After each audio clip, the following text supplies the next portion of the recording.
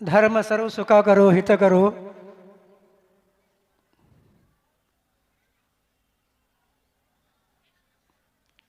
जब आचार्यों ने सुख के लिए परिभाषा बता दिया, सुख के लिए कारण बता दिया, किसमें सुख है इसको भी बता दिया, आधार भी बता दिया, निमित्त भी बता दिया, सहायक भी बता दिया। इस बताने के बाद ये कहा जिनके रुचि है इसमें वो निश्चित भव्य है। ये कहा कहा पद्मनंदी पंचविंशति में आचार्य पद्मनंदी महाराज ने एक श्लोक दिया, तत्प्रति प्रीति चित्तेन येन वार्तापि श्रुता स निश्चितम भवेद भव्यो भावी निर्वाचन भाजनम। इसका तात्पर्य क्या है? इस माहौल में भी ठंड का समय है, फिर भी आप लोग धर्म सुनने के लिए आए। जिनकी रुचि है, रुचि से जो व्यक्ति सुनता है उसमें जो आस्था रखता है वो निश्चित रूप से भव्य है। अब भविष्य में वो भगवान बनने वाला है। कहा जितना भी मौजूद है ये सभी आप लोग, लगता है आप सभी लोग भव्य हैं, क्योंकि इस वातावरण में भी अंदर से ही आप लोग भावना बना करके यहाँ आए। किसी ने भेजा नहीं, स्वयं अपने मन से यहाँ आए।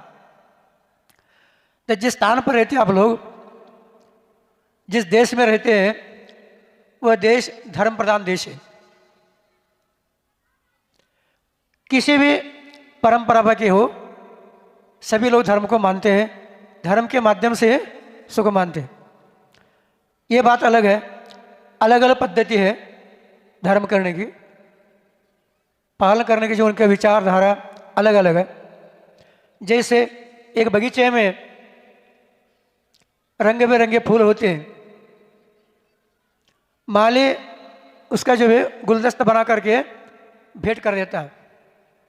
उसी प्रकार इस विशाल विश्व के अंदर विविध भाषाएं हैं, विविध धर्म है, विविध विचारधाराएं हैं, लेकिन सभी अनेकांत में निहित है, अनेकांत में समाहित है, गर्भित है, समन्वित है। अनेकांत धर्म है, एकांत या धर्म है, विपरीतता है। जैसे उदाहरण मेरा सो खरा कहते हैं ना, विशेष। अब घोटे वाले वैसे नहीं करते, कहते भी नहीं है, लेकिन विशेष रूप से लोग बोलते रहते हैं मेरा सा खरा। यह विपरीतता है, यह अधर्म है, दुख के लिए कारण है। खरा सा मेरा कहो, खरा सो मेरा, यह धर्म है, यह अनेकांत है। खरा सो आपके क्या है, वो सत्य जो भी है वो सबका है, उसमें विवाद नहीं है। इस अनेकांत को लेकर चलता है वो व्यक्ति, वो धर्मात्मा है, कोई भी क्यों ना हो। जैन धर्म में ये नहीं कहा ये धर्मात्मा है, वही धर्मात्मा है। अनेकांत को लेकर जो चलता है वो धर्मात्मा है, ये कहा। जैसे उदाहरण, आप घर से निकलकर आ गए, चौराहे पर 4 लोग हैं, वो व्यक्ति पूछता है भाई साहब आप कहाँ से आ गए? आप क्या बोलते हैं? मैं अपने घर से आया हूँ, यही बोलते हैं ना। आपके घर कहाँ है? फिर पूछता हो उस मोहल्ले में, कौन से मोहल्ले में? लक्ष्मी नगर, वो कॉलोनी है। कॉलोनी इंग्लिश में है और मोहल्ला आप हिंदी में। उस मोहल्ले में हमारा घर है। जबलपुर जाओगे आप, किसी ने पूछा भैया आप कहाँ से आ गए? गोटे गांव। आप घर नहीं बताएंगे, मोहल्ला नहीं बताओगे, आप अब नगर आ गए। मन आपका विशाल होता जा रहा है। आप दिल्ली गए, कहाँ से आ गए आप? अब क्या बताओगे? नरसिंहपुर जिला है, अब जिला आ गए। अमेरिका चले गए और रूस चले गए, वहाँ कोई पूछता आपको भाई साहब आप कहाँ से आ गए? हम भारत देश से आ गए, हम भारतवासी है। भारत जितना मन बड़ा होगा आपका, विशालता आना चाहिए। कहने का तात्पर्य आपके मन में विशालता आना चाहिए। यदि विशालता आ जाए मन में, चरण भी निस्संदेह आचरण की ओर बढ़ जाते हैं, और आचरण ही धर्म है। मुंह से बोलना, सुनना, घुनना ये बात अलग है, लेकिन आचरण में लाना ये अलग है। आचरण में जितना लाओगे उतना आपको कल्याण होगा। ये धर्म है। चारित्रो खल धम्मो वत्तु स्वभाव धम्मो, ये कहा। उसे कोई पंथ की परिभाषा नहीं हुआ, किसी व्यक्ति के बारे में नहीं कहा। स्वभाव है, स्वभाव को अपनाओगे तुम्हारा कल्याण होगा। और स्वभाव प्रत्येक वस्तु का है। जीव एक वस्तु है, जीव सबके अंदर है। चिरंजीव है, कीड़े मकोड़े है, मनुष्य भी है, देव भी है, नारकी भी है, सबके पास है। वो जीव वस्तु है, उसका स्वभाव क्या है? धर्म है।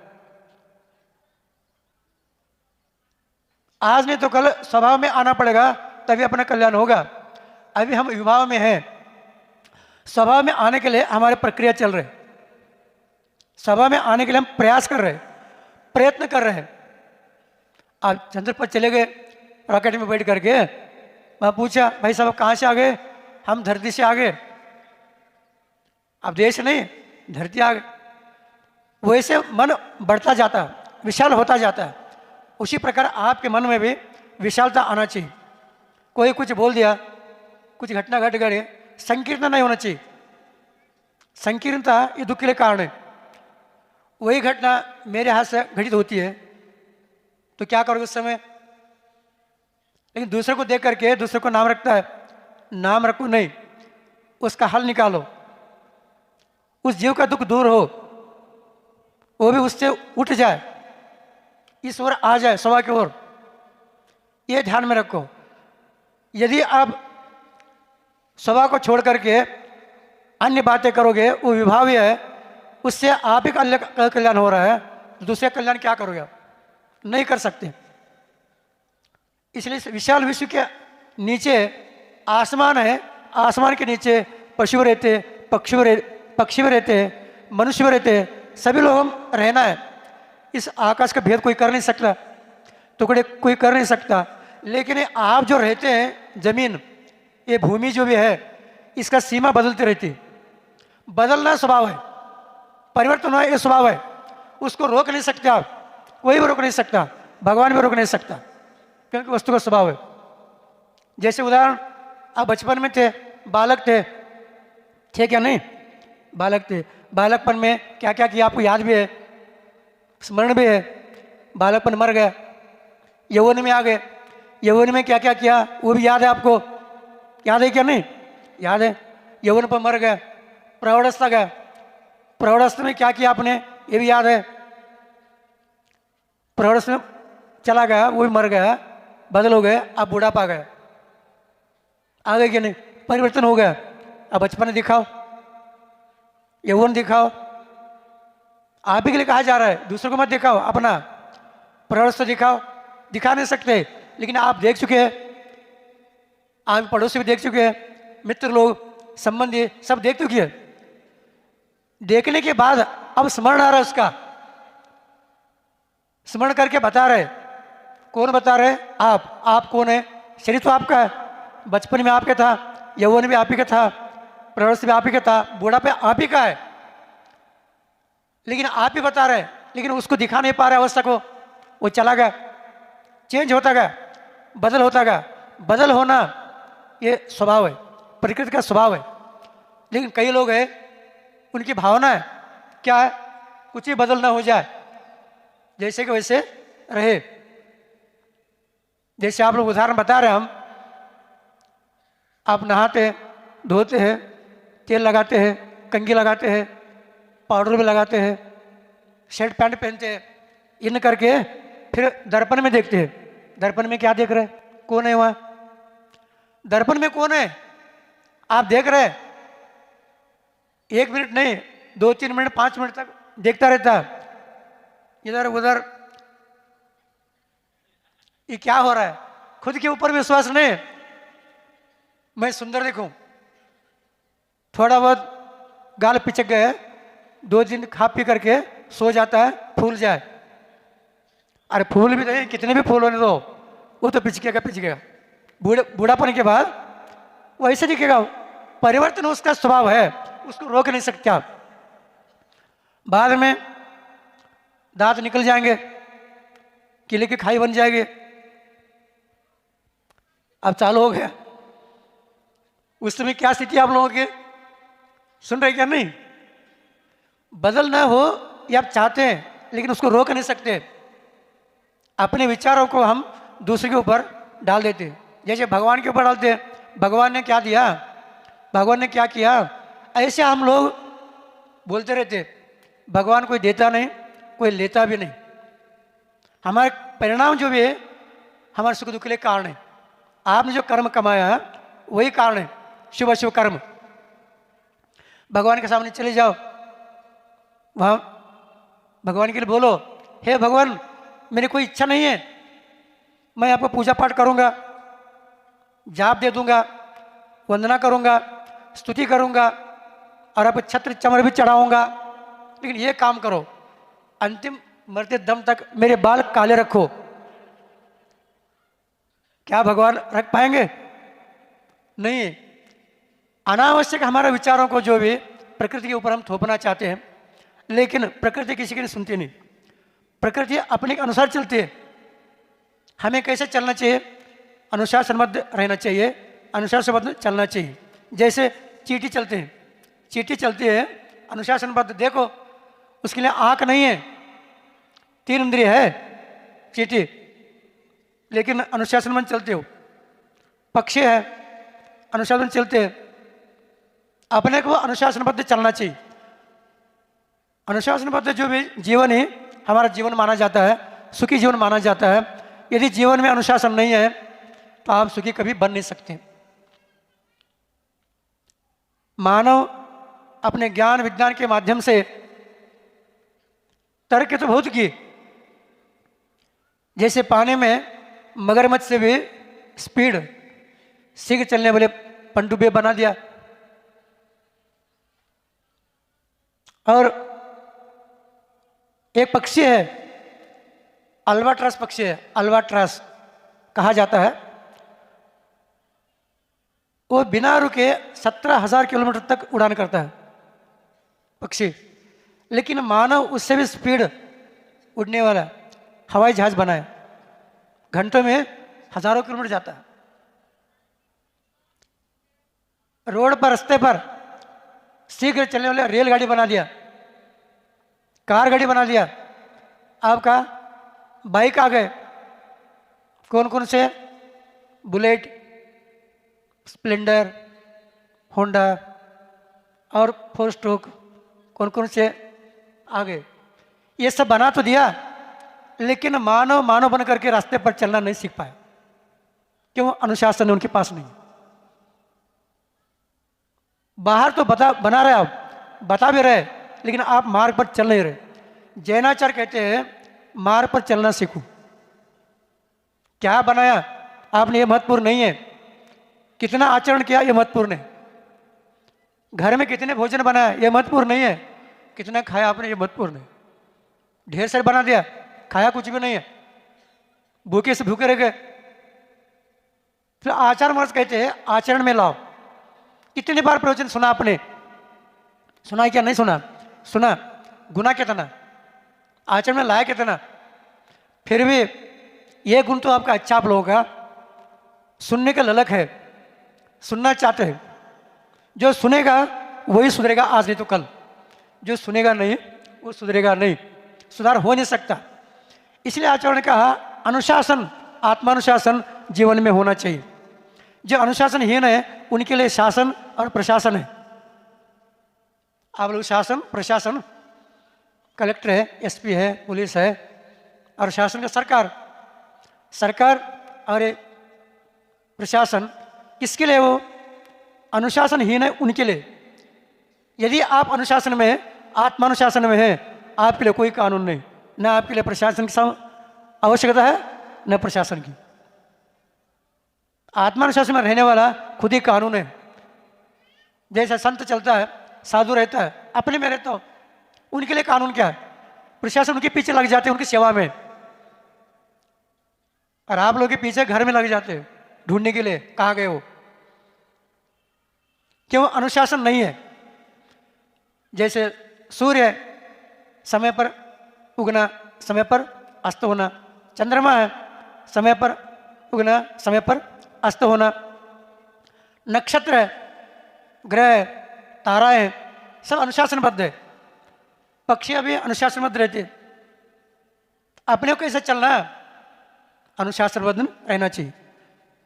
वो किससे आएगा? अहिंसा से आता है। अहिंसा जीवन में है, अहिंसा के माध्यम से अनुशासन हमारे अंदर आ सकता है।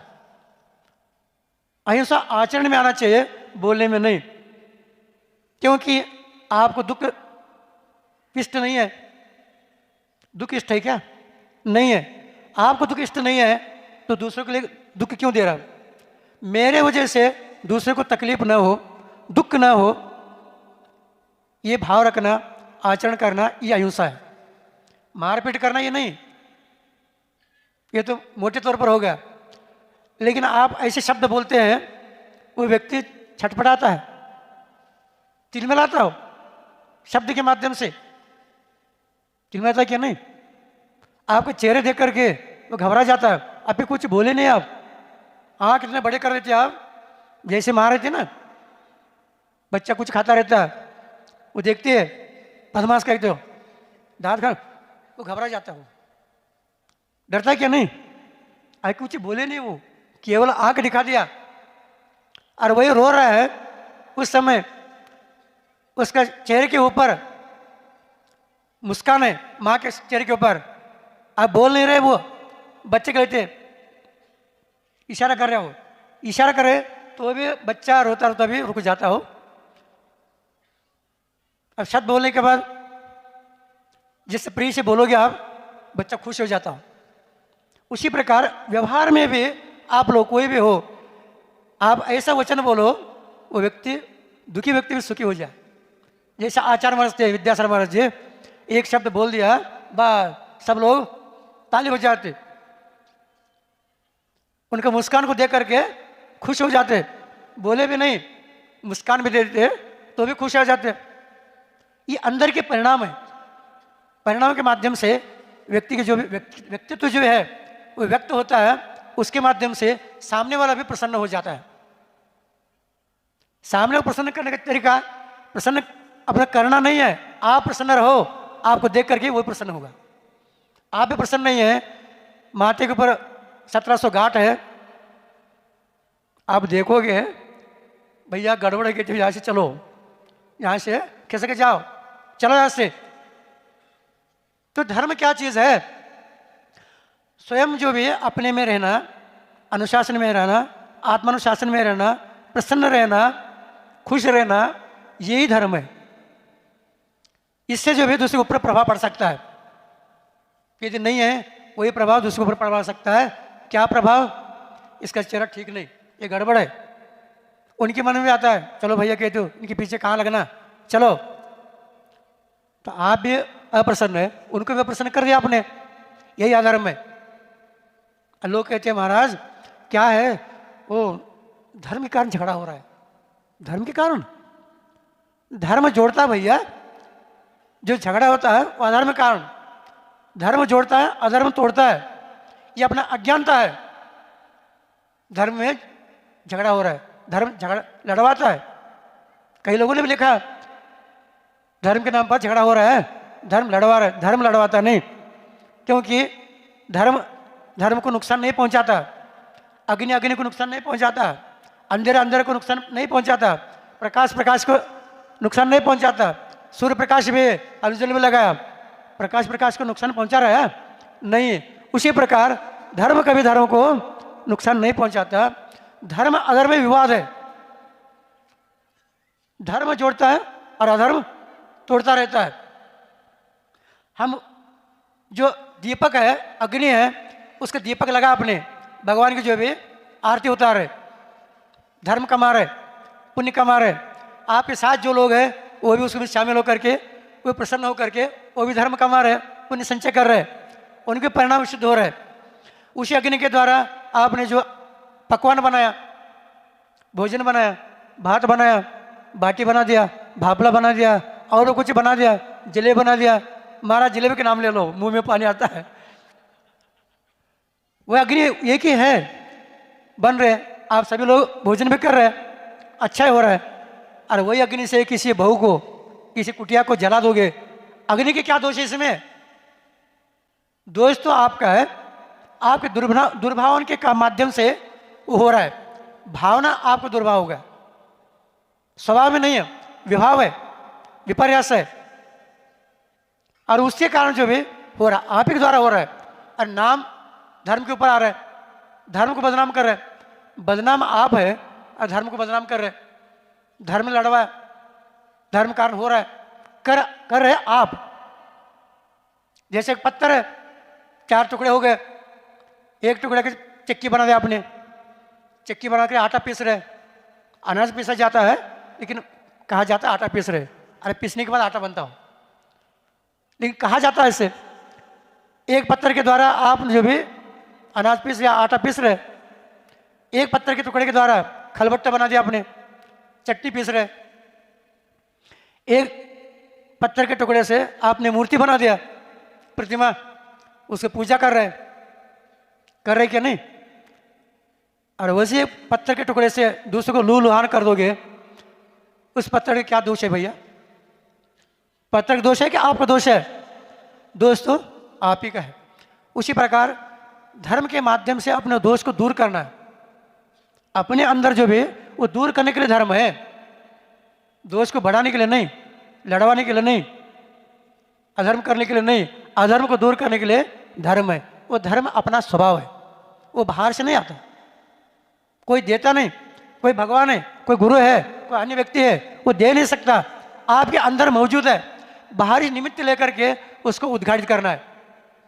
जैसा पत्थर में सोना है, जो पारखी है वही पहचानेगा, इस पत्थर को उठाओ, क्यों उठाना? अरे इसमें सोना है, पागल हो क्या? पत्थर में सोना होता है क्या? अरे इस पत्थर में सोना है, सोना निकलने की प्रक्रिया, तरीका, उठाओ।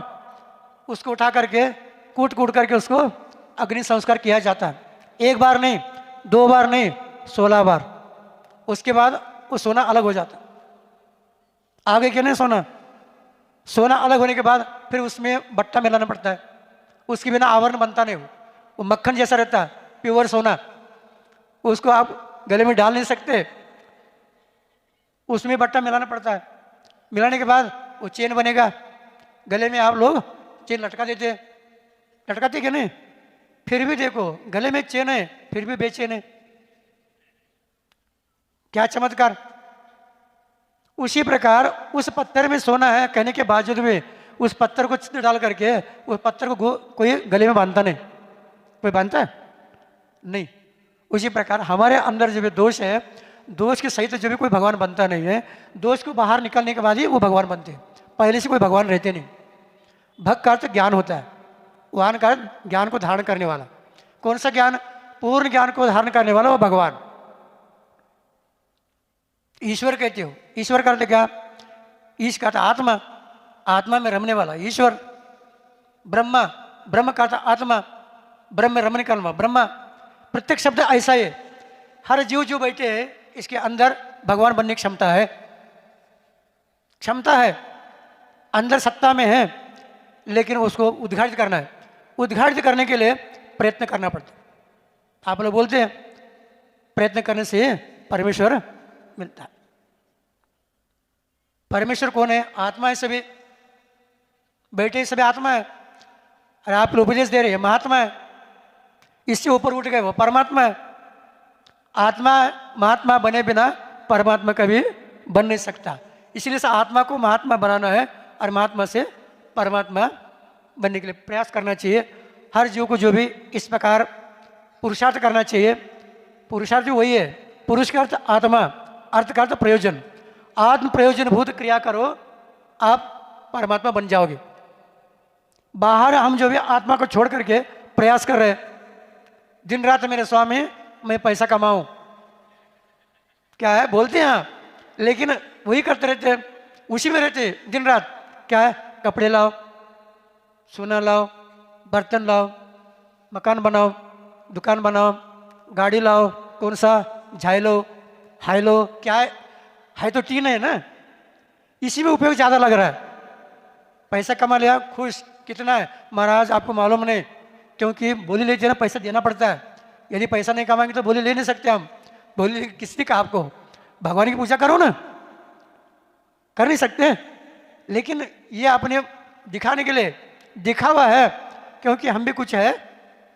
ये भी ले रहा है 1 लाख, हमारे 2 लाख, हमारे पास ही पैसा है उसी में है।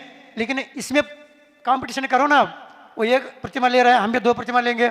भगवान की नहीं, पालन का व्रत पालन करना, दर्शन प्रतिमा, व्रत प्रतिमा, सामयिक प्रतिमा, प्रविष्ट प्रतिमा, ये ले रहे व्रत नियम, हम भी नियम लेंगे। ये जाप दे रहे, हम भी 2 जाप देंगे। माला फेर रहे, हम 2 माला फेर, हम 4 फेरेंगे। इसमें कंपटीशन करो ना, उसमें कोई करता नहीं। कोई करता है?